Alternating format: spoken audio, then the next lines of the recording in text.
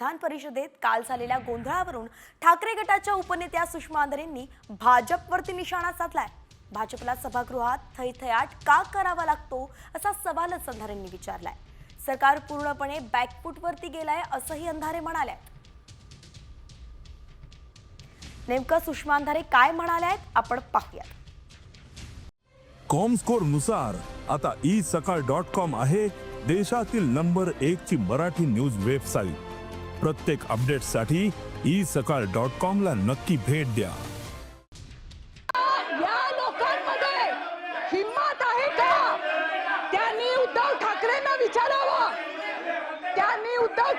विचारावं की Sanjay राठोडला clean chit कुठल्या मुद्द्यावर दिली, याचा उत्तर यांनी दिलं पाहिजे। अरे मी तर माझी लढाई